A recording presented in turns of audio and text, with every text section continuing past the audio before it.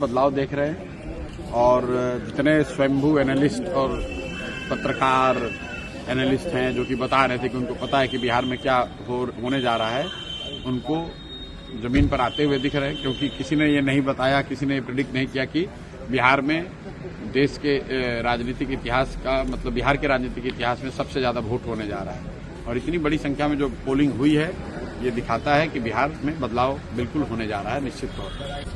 और बिहार में इस बार चुनाव में महिला एक्स फैक्टर नहीं है, बिहार का युवा एक्स फैक्टर है, बिहार का प्रवासी मजदूर एक्स फैक्टर है, क्योंकि वो अपने घर की महिला को बता रहा है कि वोट इस बार किसको देना है। 10,000 रुपए के लालच में अगले 5 साल का भविष्य नहीं बेचना है। तो नीतीश कुमार का ये दाव उल्टा पड़ने वाला है, क्योंकि लोग पैसा तो लिए हैं लेकिन उनके कहने पर वोट नहीं देंगे। ये फर्क आप समझिए।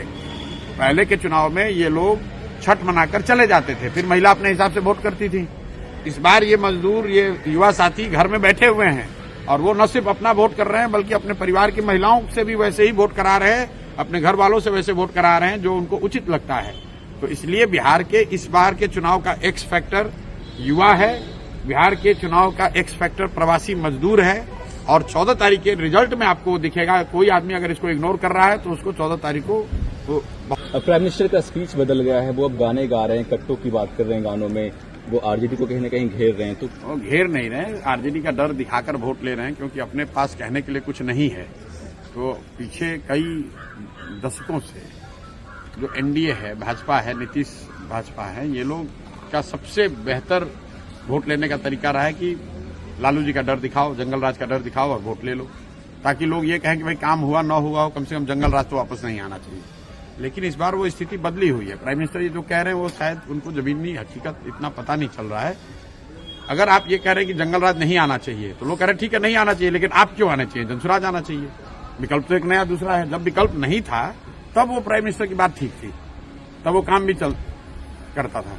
इस बार वो काम नहीं कर रहा है। राहुल, आप देखिए कि जो प्रवासी मजदूर है, आप लोग तो गांव देहात में यहाँ जमीन पर आज पत्रकारिता कर रहे हैं, आप लोग जरा जाकर देख लीजिए कि प्रवासी मजदूर किसको वोट कर रहा है।